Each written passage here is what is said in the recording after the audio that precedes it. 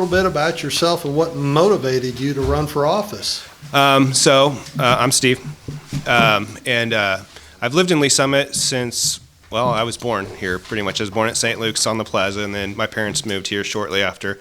So I've grown up in Lee Summit, grew up on West 1st Street, or that was my grandparents' house. I spent a lot of time over there on 1st Street, and then I grew up on 3rd Street. I saw that the two positions were open, and I didn't see anybody running.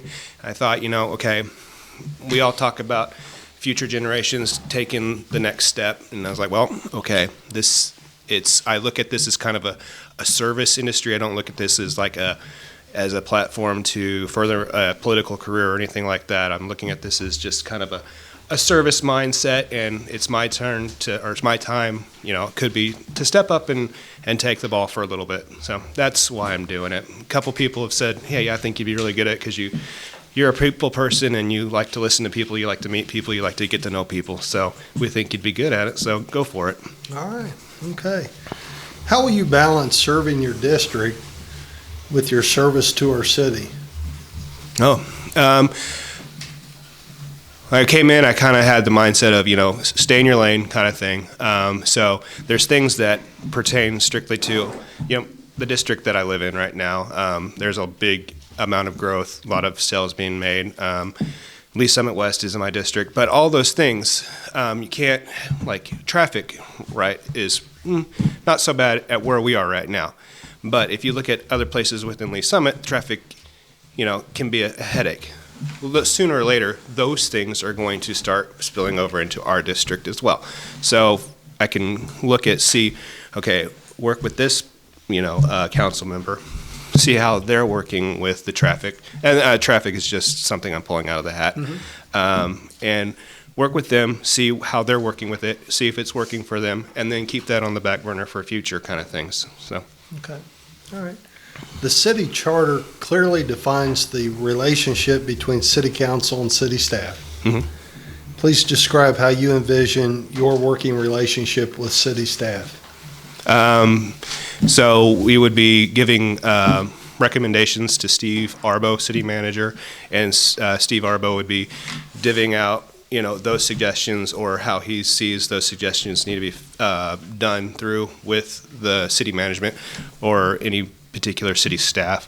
I don't look at myself as being someone that, hey, I need to stop the snowplow or whoever and say, hey, get over on that other street and get that one cleared or anything like that. That's not what I'm here for. So I'm here to hear the concerns of the citizen and be the mouth for the city to the entities that would take care of that. Okay. What do you consider major challenges and priorities for Lee Summit, and how would you address? How would I address? All right. So I think growth is a big thing going on right now. I kind of described this to my family as I was, talking about issues within Lee Summit. So when someone sees a pretty place to live, trees, rivers, that kind of stuff, they say, okay, I'm going to build a house right here. And they build a house. They invite their friends over. Their friends say, oh, this is a really place to live. I want to build a house. Pretty soon you have a subdivision, and all of a sudden that thing that drew that first person is gone. The trees, the rivers, they're all gone. And what I feel like draws people to Lee Summit is the community, is the kindness, and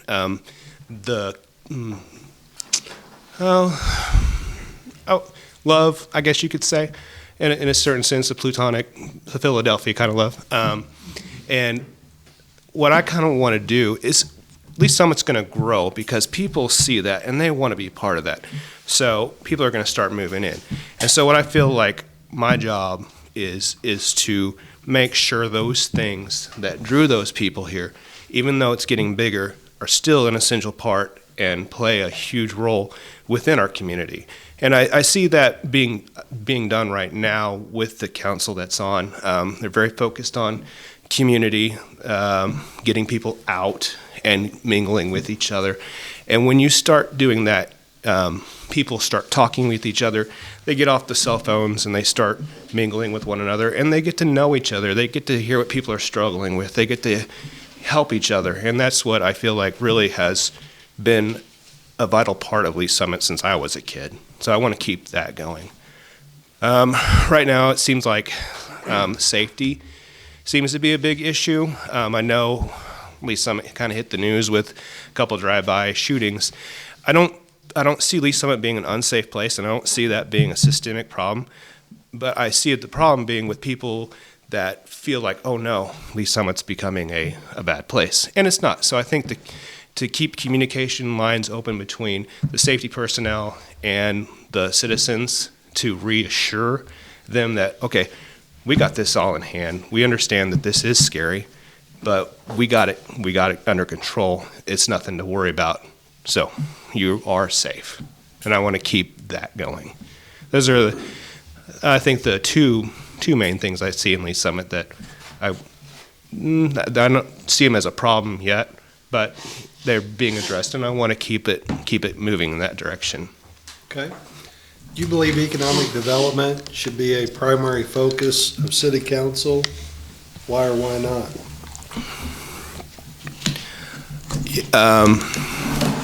I think, yes, it is a primary, one of many, but with economic development comes a partnership with the city. So nobody likes taxes. I've grown up and realized that's just part of life. They're not my favorite thing, but they are they fund certain things within the city. But economic development brings people to stay within Lee Summit.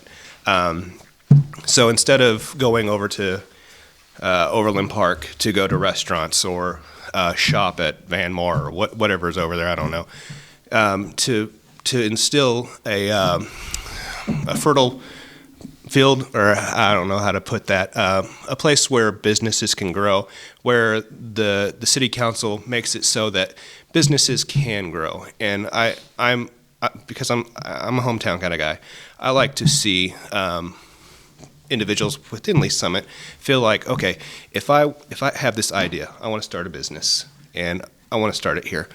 I want to be someone who not make it happen for them, but give them every opportunity that they can have to make sure that they're successful. So I think, to keep toxic environments out of the economic system of Lee Summit, I feel is a part of being a part of the city council. Okay. Does the current economic development incentive policy provide appropriate tools for sustainable growth? So the CID, is that one of those things on there, the kind of thing, or? The economic development incentive policy covers a lot. Okay. So. I'm not just being honest, not super savvy when it comes to a lot of those things.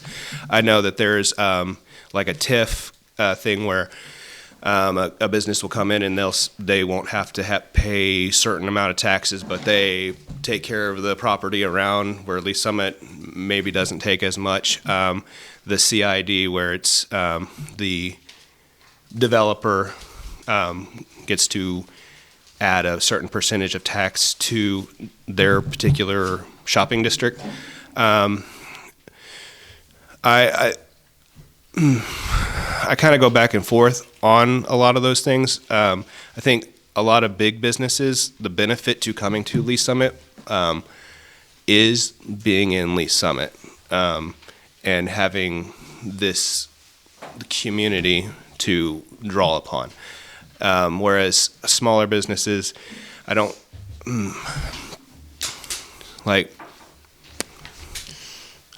want to be a place where we enable and nobody then we're looked at as, okay, well, you're going to take care of us, and it's not going to be a symbiotic relationship kind of thing. So I think economic development programs have their place as long as they don't get out of hand and the community starts to float businesses that otherwise might not do so well. So I think there has to be a plan, an end game for a lot of these incentives. Like with Pine Tree in my district, it was kind of going downhill. They got that CID program with them, and they had Hy-Vee. They had a lot of different businesses that drew people. Now, if you're wanting to use economic development programs from the city, but you just want the money to build something, but you don't have a plan for what's going to draw people to you, then I think you have to take a real hard, long look at what's the purpose. Do you have a vision, or do you just want money? And don't take me wrong. I don't harbor anybody that wants to make a few bucks, but it doesn't do anybody good to have that kind of mentality. Okay. So what would economic incentives and enhancements be appropriate? I think it would depend on the vision of the individual, like I was saying. If the end game has to be what drives it. If you're coming in and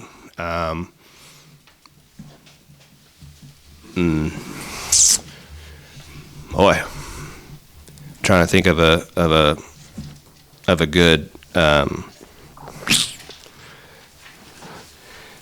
oh my. We can come back to yeah, that. can we come back to that one? Sorry, I'm drawing a blank on it. Cooperation, diplomacy, Yeah, and mutual respect absolutely. are necessary to ensure the appropriate process established by our charter and existing ordinances.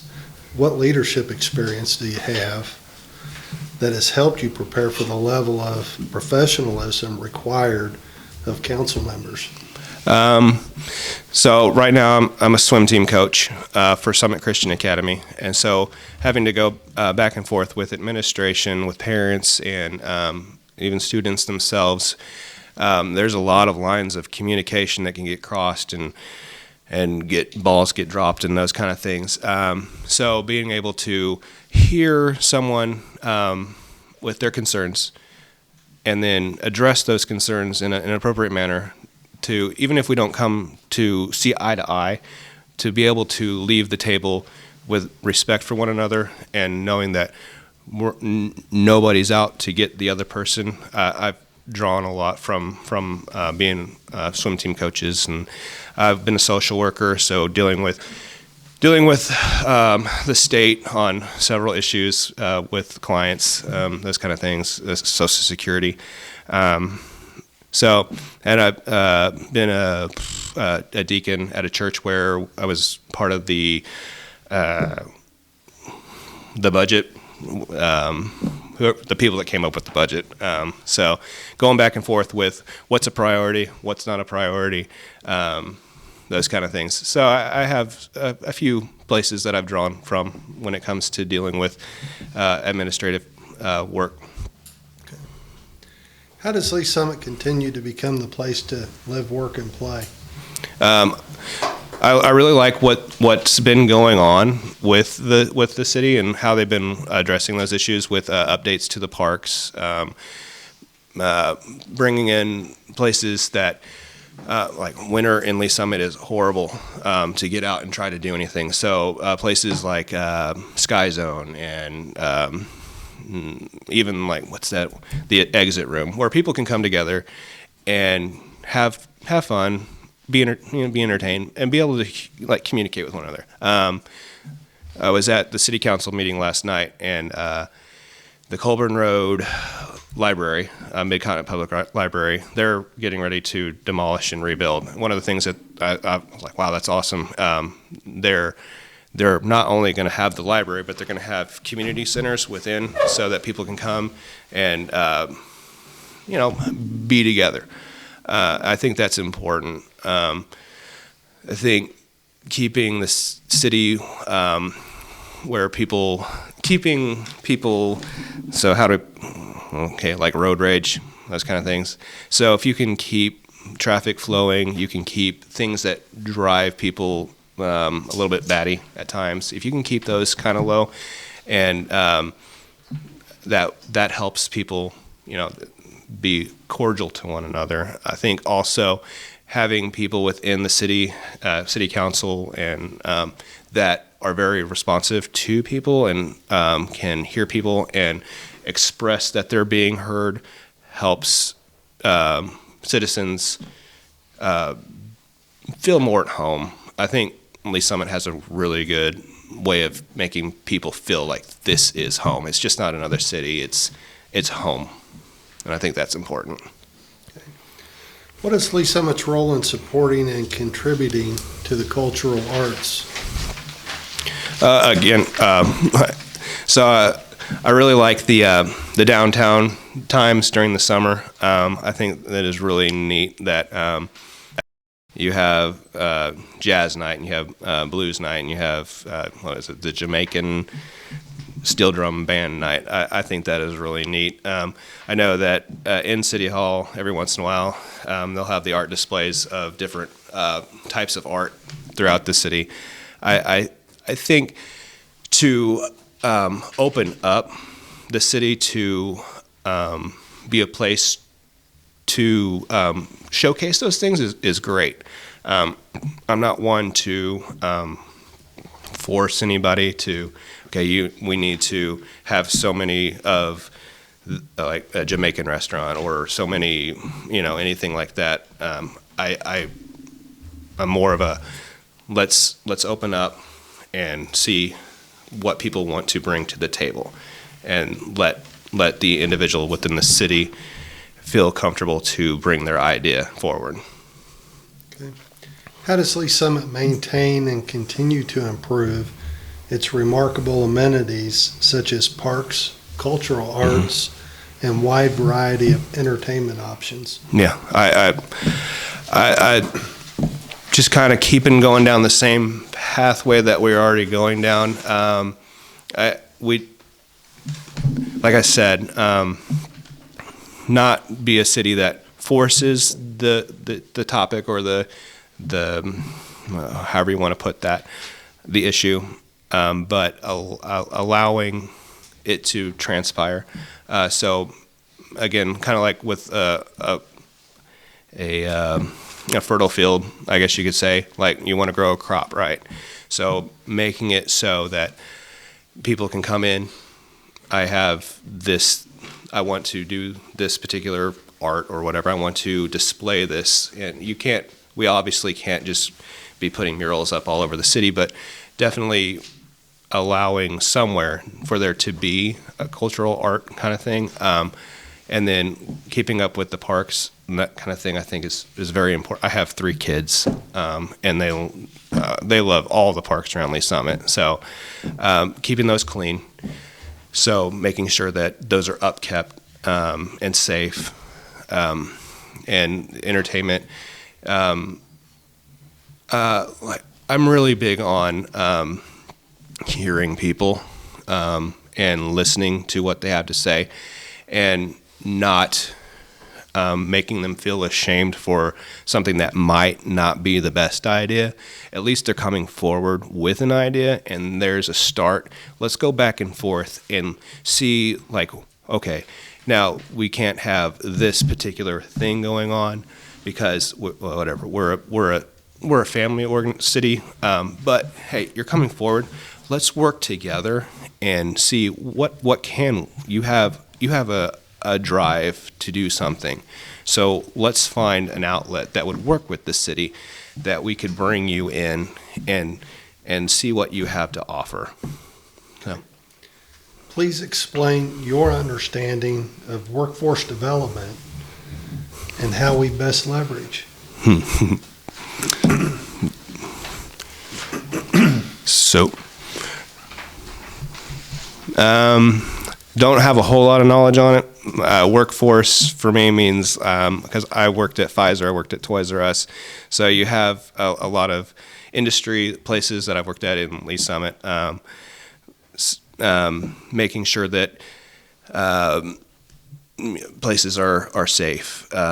We have at Lee Summit, we adhere to certain guidelines for accessibility, certain guidelines for individuals that have special needs, making sure that those are up to standard and par with recommendations. I think it's important to make people feel like, okay, I'm a part of the community that works within Lee Summit, and so making sure that those things are upkept. Okay. What is your vision for the Lee Summit Airport? So I applied to work at the airport when I was like 18. I thought it'd be really cool. I didn't get the job, but I know it could get a bad rap because you have a home addition right south of there, and you have some development going on right north of there. So noise ordinances and those kind of things, it's kind of hard. So it's a give and take with people around. I like the idea of the airport for sure. Is it Cessna that wants to come in maybe and run some planes out of there, private industry, that kind of thing? I think that's really neat. I think that would be a good addition to Lee Summit, private commercial kind of thing. Nothing obviously big like KCI. That's too big. But I like the idea of like if Patrick Mahomes wanted to own an airplane, like keeping it at Ellis Airport that'd be top notch. So.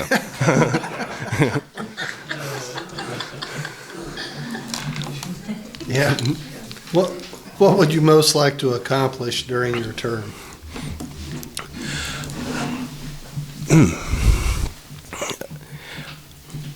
Well, if I had to be 100% honest, I'd like to see more restaurants in our district down by me. But that's just silly. But but I'd like to see the thing I hate about like a lot of my in-laws live over in Overland Park, and driving into Overland Park like gives me palpitations because it is so crammed. And like Lee Summit is not that way, and I have friends that have moved over from Overland Park because Overland Park was so crammed. But there's things over there that I'm like, wow, that'd be really nice to have over here in Lee Summit. Restaurants that aren't your typical chain restaurants, that are unique and that kind of thing. Entertainment that is unique. Like I like going to the movies, but I also like going to Top Golf, and it would be nice to have something along those unique lines here in Lee Summit. We went to Dallas in the spring and for a wedding, and the wedding party, or whatever they call that, the night before, I forget. I'm not big on weddings. It was at this restaurant where there was a whole host of restaurants, and they were in kind of a semicircle. In the middle of the semicircle, they had a pond, and it had fountains, and it was really nice. And people were sitting outside. You could go inside. You could sit outside within the semicircle, and there was fires, and it wasn't like the most warm night because it was in the early spring, and it was just really nice to be out with all those people and just camaraderie and those kind of things. I'd like to see those kind of things in Lee Summit. With that kind of comes a bit of bigness, but I think when you have a place where people can come together and be a part of each other's lives, it has a way of bringing that bigness to a smaller entity, and that's what I'd really like to see it in Lee Summit. Okay. What is your long-term vision for Lee Summit? Long-term.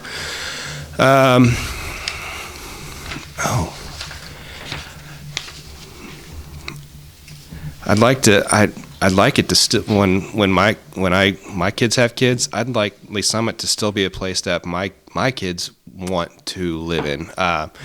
when I was a teenager, like I was like, oh man, I don't want to live here, like this is where mom and dad live, and all this kind of stuff. And then I moved away. We moved down to Bolivar to go to school. I lived in Springfield, Bolivar area, and then we moved back, and the only home we could afford was in an adjacent town, and then I was just like, wow, even though as a kid, you don't realize what you have until you don't have it.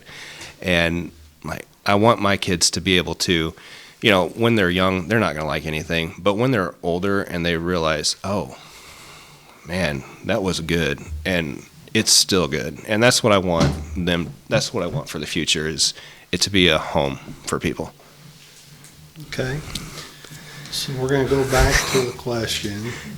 When would economic incentives and enhancements be appropriate? I think so the end game, when it draws people for an appropriate reason, and when it doesn't cause chaos and confusion, and when it doesn't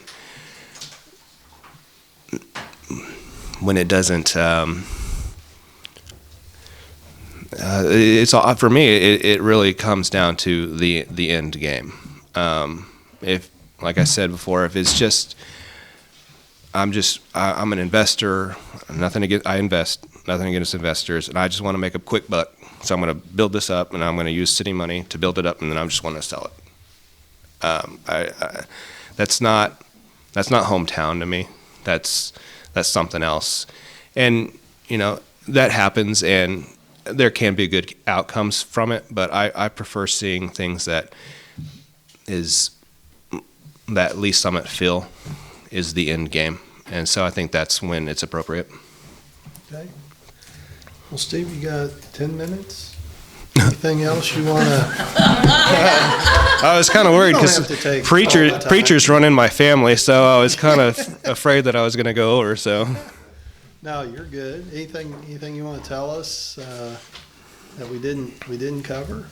No. I'm 100% honest that this town, like, there's just something about it. I don't know what it is. Like, you got, like, yeah, we there's a lot of financial stable people within Lee Summit that Overland Park and a lot of the other Kansas places have. But there's still something that, even with all, you could pump as much money into those cities over there, is something that they don't have that is over here that just continues to draw people. So it's a fine thing. So I want to keep it going.